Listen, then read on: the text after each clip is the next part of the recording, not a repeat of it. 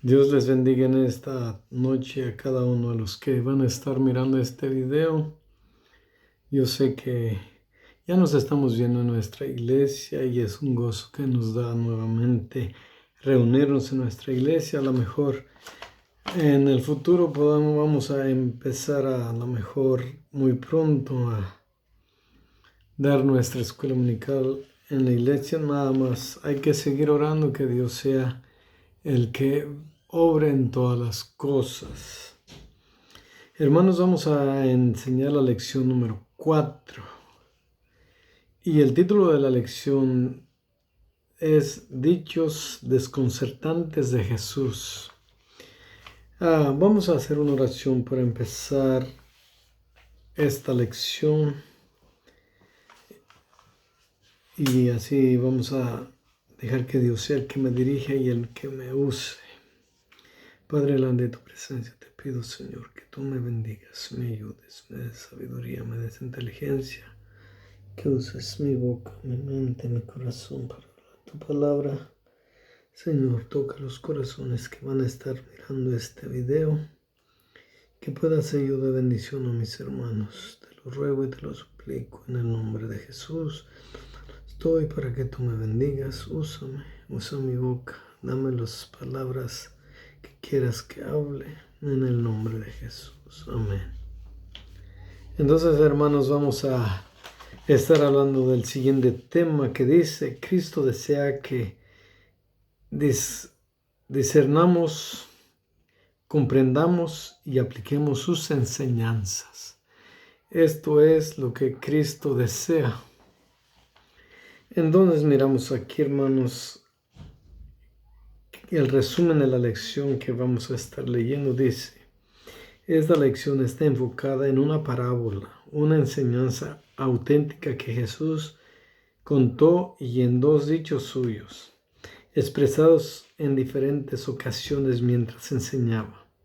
Para muchos cristianos estos dichos son difíciles de comprender.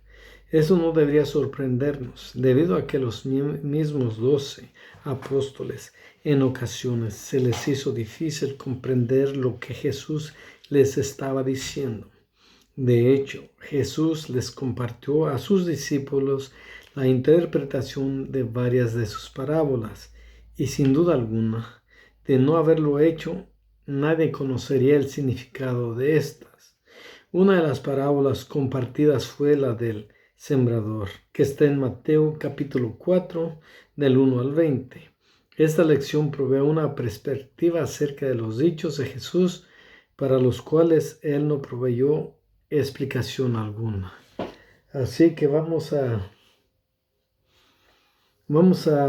leer el primer punto, que se llama el mayordomo infiel.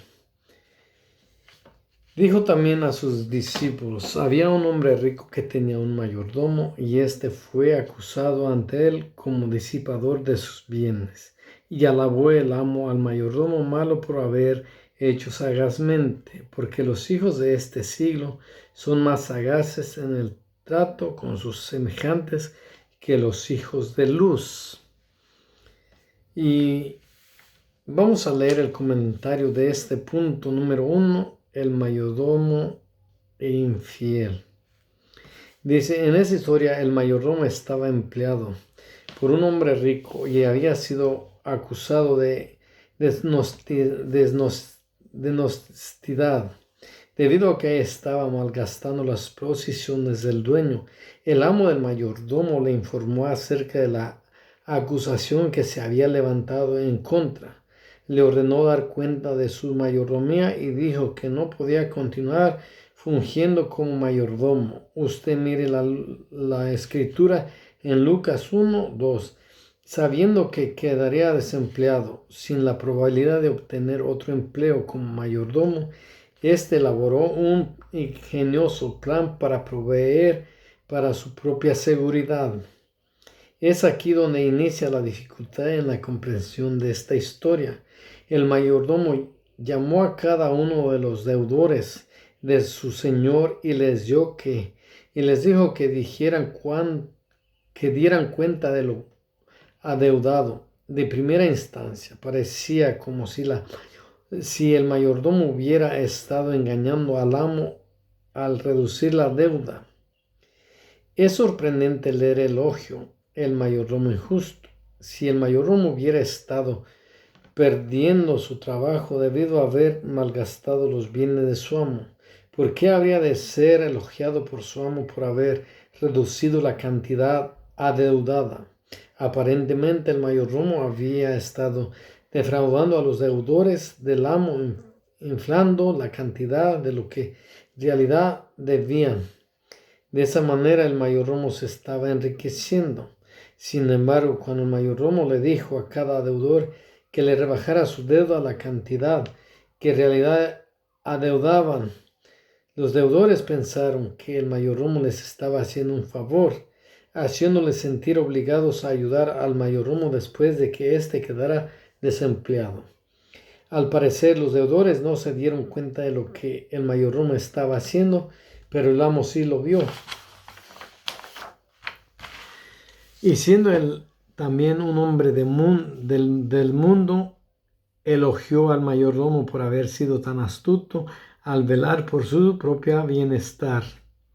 La aplicación de esta parábola es que los cristianos deben usar el dinero, la riqueza injusta, la manera buena y honesta con el propósito de hacer amigos que los acojan en las moradas eternas, cuando la vida terrenal se desvanezca, o sea, cuando nuestra vida aquí llegue a su fin. Bien, hermanos, vamos a hablar de ese mayordomo infiel. El mayordomo infiel dice que estaba siendo deshonesto. Y a veces cuando leemos la escritura, como que la malentendemos un poco, o mucho.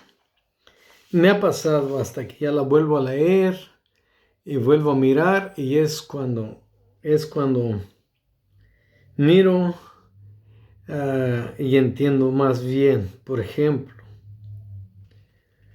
vamos a leer detenidamente Lucas 16:1 y dijo también a sus discípulos: había un hombre rico que tenía un mayordomo, y éste fue acusado ante él como disipador de sus bienes.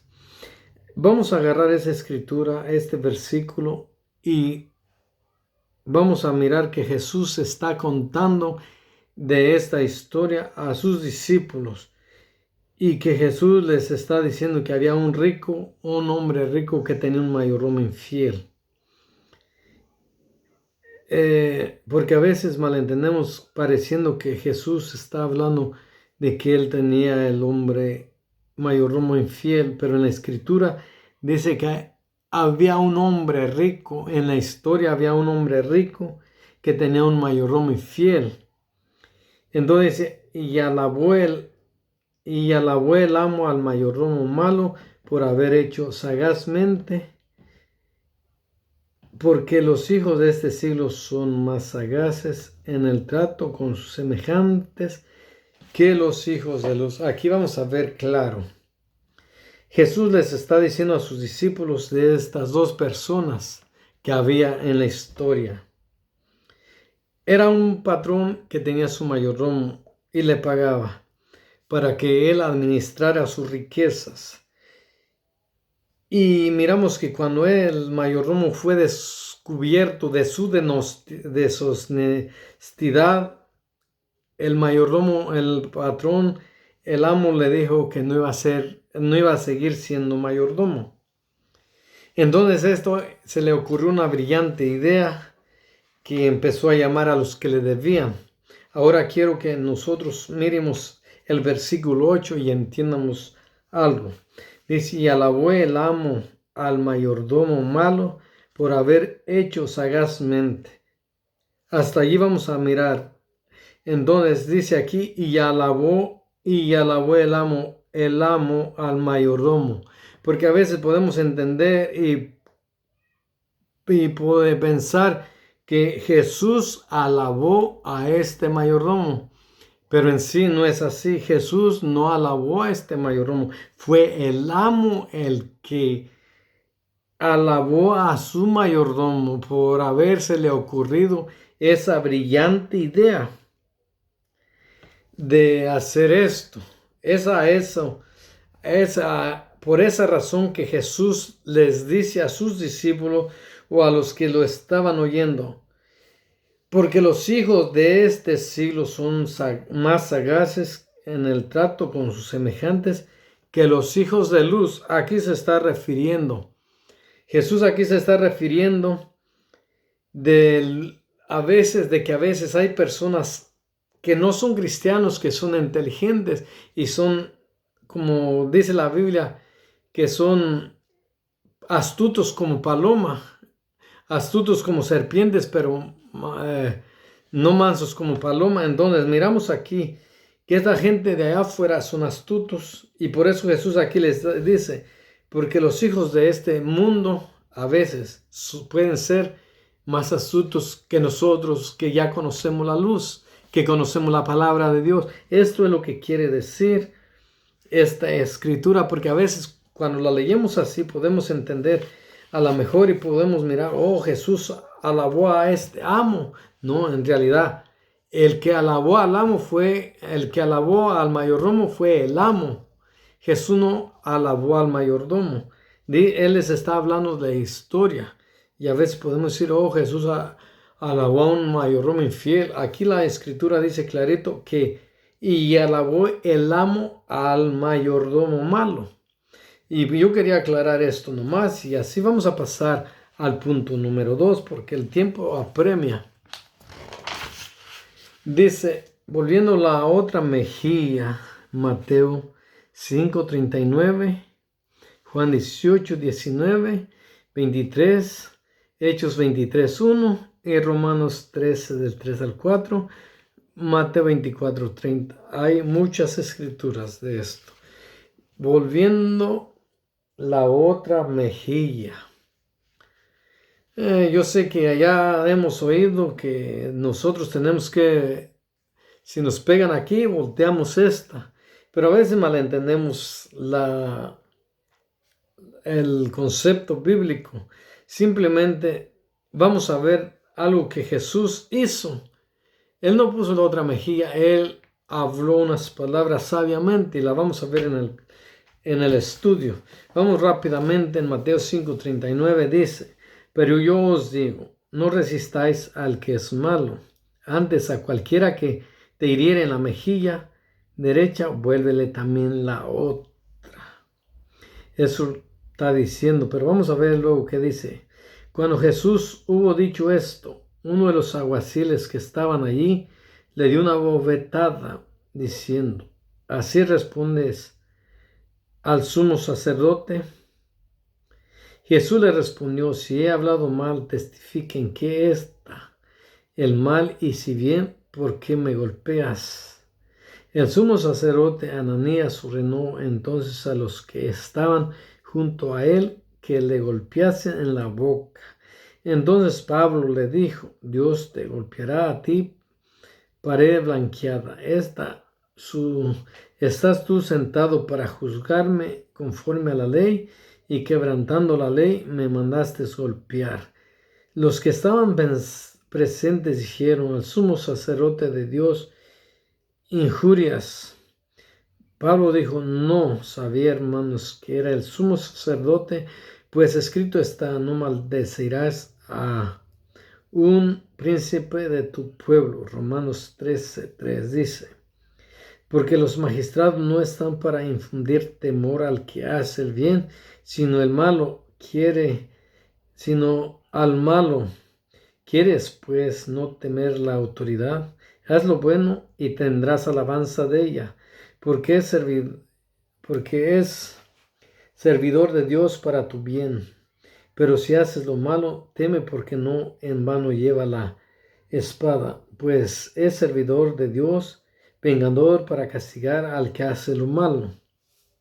Bien, vamos a leer detenidamente versículo por versículo.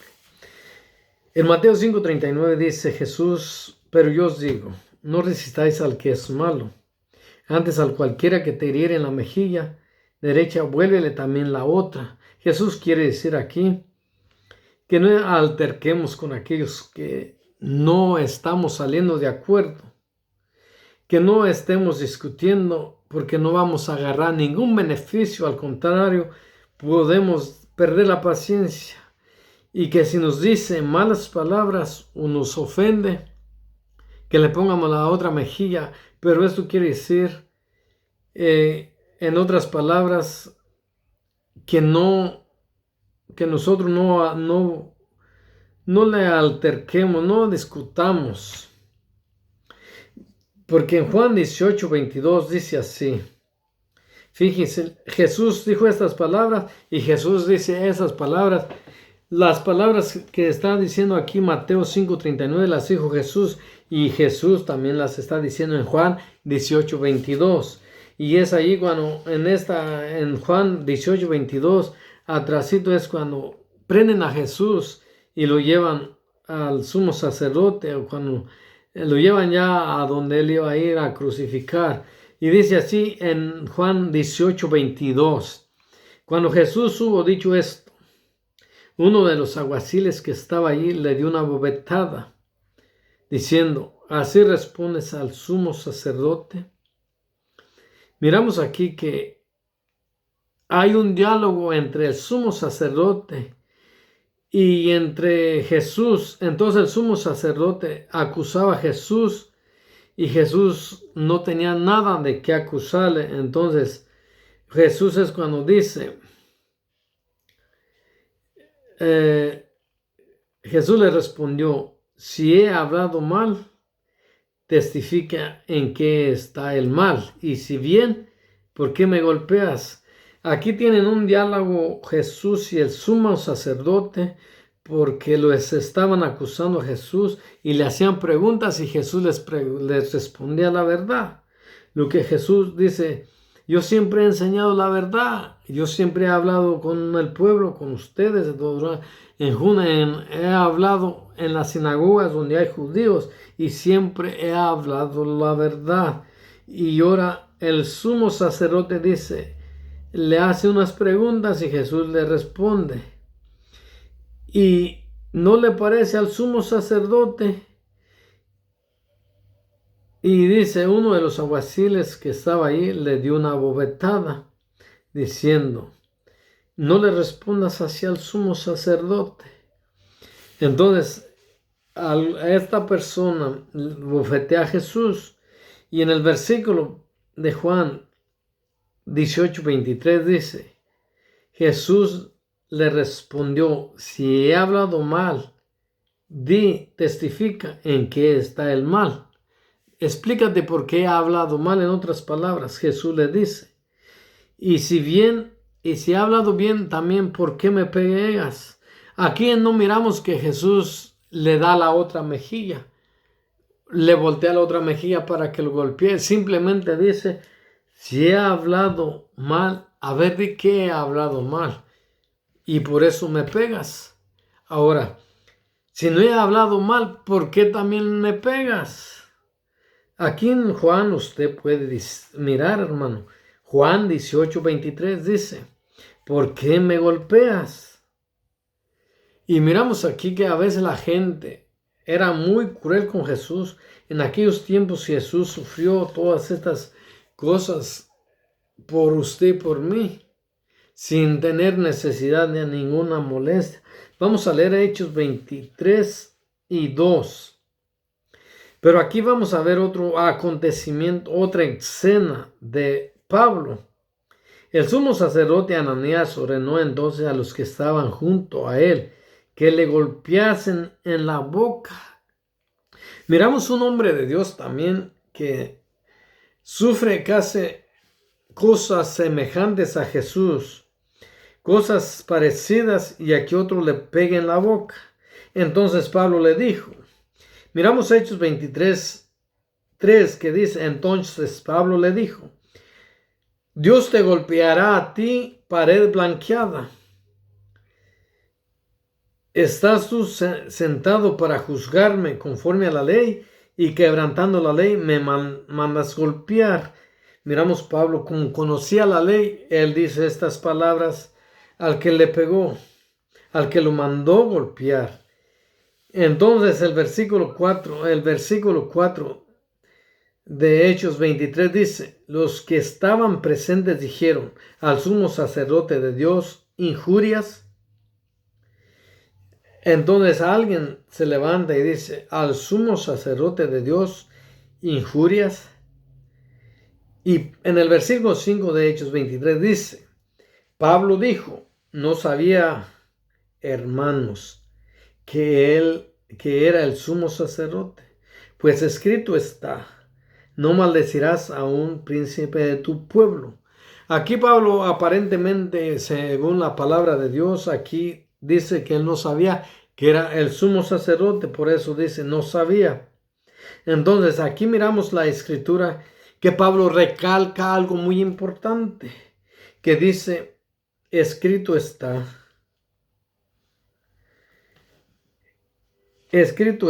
no maldecirás a un príncipe de tu pueblo. O sea, un hombre de Dios, un hombre que Dios ha puesto ahí, debemos de tenerle mucho respeto, de respetarlo y obedecerlo. Cuando él está conforme a la palabra de Dios, si el hombre que Dios pone allí, si te enseña cosa fuera de la palabra de Dios, respétalo, pero haz tus conclusiones conforme a la palabra de Dios. Aquí miramos que que Dios había puesto aquí, manda a golpear a Pablo. Entonces Pablo le dice a estas palabras, pared blanqueada, porque él no sabía que era puesto allí, era un hombre que un sumo sacerdote, él no sabía. Entonces, como nosotros ahorita, hermano, tenemos que tener cuidado y respetar a nuestras autoridades, a los que están arriba de nosotros, y Dios se agrada de esto. Vamos a pasar al punto número 3, que dice, esta generación no pasará. Mateo 24, 29 hasta el 35, Marcos 3, 24, 31 y Lucas 21, 31, 33. Todas estas escrituras hablan de que el Hijo de Dios va a venir. Entonces vamos a mirar el Mateo 24, 30, el primer versículo dice así, y vamos a estar ya enfatizando para ahorrar más tiempo. Dice, entonces aparecerá la señal del Hijo del Hombre en el cielo, y entonces lamentarán todas las tribus de la tierra, y verán al Hijo del Hombre viniendo sobre las nubes del cielo con poder y gloria, y gran gloria. Bien, vamos a dar aquí una explicación de esto. En Mateo 24, 30 dice, entonces aparecerá la señal del Hijo del Hombre en el cielo. Cristo Jesús, la Escritura dice que Él un día va a venir por su pueblo en las nubes. Y allí es donde nos vamos a encontrar. Podemos mirar estas Escrituras en Tesalonicenses, en Colosenses. Entonces, en segunda de Tesalonicenses, allí también nos habla en el versículo 4. Entonces miramos aquí que Jesús va a aparecer en las nubes por sus escogidos, por su pueblo. Y dice la palabra de Dios que los muertos en Cristo van a resucitar primeros. Ellos van a tener el gran privilegio de ser los primeritos que van a encontrarse en las nubes con el Señor. Y la palabra de Dios dice que luego nosotros, los que hemos quedado, también nos encontraremos con el Señor juntamente con ellos. Y a veces nosotros compramos aseguranza y compramos cosas aquí para el día de nuestro funeral, el día que no nos muéramos. Y a veces se nos olvida algo tan valioso, algo que ya está pagado, algo que ya fue pagado ese precio por usted, por mí, para que vayamos a las moradas que Jesús preparó para ti, para mí. Dijo, yo me voy a preparar moradas para ustedes. Y a veces esta preocupación no tomamos tanto aprecio. No apreciamos esta situación que ya Jesús se fue a preparar el terreno para usted y para mí. Pero sí compramos aseguranzas para que el día que nos muéramos. Nosotros tenemos que estar listos todos los días, limpiar nuestro corazón, examinar nuestro corazón, limpiarlo, pedirle perdón a Jesús. No sabemos si hoy o mañana amanecemos con vida, pero sí sabemos que si estamos con Dios, Él ya pagó el precio y no tenemos que pagar ni una aseguranza. Él pagó el precio en la cruz del madero. Él pagó ese precio para que tú y yo estemos y nos encontremos en las nubes cuando Él regrese. Si Él regresa en las nubes y no nos encontramos con Él, allí va a empezar la perdición de nosotros. Pero no tenemos que perdernos porque Él ya pagó el precio. Él ya está preparando las moradas para ti y para mí. Entonces lo único que tenemos que hacer es apreciar este regalo que Dios nos ha regalado para que seamos juntamente con Él en las nubes, nos miremos allá. Y dice la Biblia que allí ya se va a cansar todo sufrimiento. Allí ya no va a haber nada, se va a terminar. Entonces no se te hace a ti algo grandioso, algo especial, algo maravilloso, algo hermoso. Para mí sí. Es por eso que cada día debemos de esforzarnos de vivir para Él, porque Él ya pagó ese precio y Él es el que nos va ayudando. Si estamos junto a Él, Él va a ir abriendo todos los caminos para llegar hasta allá. Y el versículo 31 de Mateo 24 dice: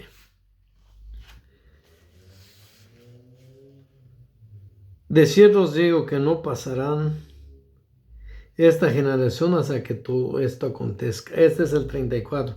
Pero el versículo 31 dice así: y enviará a sus ángeles con gran voz de trompeta, y juntará a sus escogidos de los cuatro vientos desde un extremo del cielo hasta el otro. O sea, que cuando Cristo venga, ni un lugar se va a quedar sin este acontecimiento. Desde allá, desde el Medio Oriente, hasta acá, hasta el otro poniente, desde allá para Jerusalén, allá de allá de Europa, hasta el continente americano, el continente, Suramérica, todo el mundo se va a juntar con Jesús. Todo Él va a agarrar a sus escogidos. ¿Por qué? Porque Él es Dios. Él tiene poder. Él va a agarrar a uno aquí, a otro allá. ¿Y cómo lo va a hacer? En su gran poder Él puede. Para Él no hay límite. Yo lo creo y así va. Así dice su palabra y así va a ser porque su palabra es verdadera. Entonces sí es importante que nosotros vivamos una vida limpia delante de Dios, que nosotros limpiemos nuestro corazón. Si hay algo allí que a Dios no le agrada, Dios todavía no viene. Dios todavía está en este negocio de perdonarnos. En Juan 1:2 dice: hijitos míos, si alguno de ustedes ha pecado, abogado tenemos a Cristo, el justo, para perdonarnos. Ahorita Jesús todavía tiene ese papel de abogado, hermano. Pero cuando Él tenga el papel del juez, allí sí vamos a batallar. Allí sí ya no hay remedio. Allí ya se acabó. Es por eso que no tenemos que esperar a que Jesús tenga ese papel de juez. Cuando nosotros podemos estar listos, preparados día con día, para que cuando Él venga, estemos listos.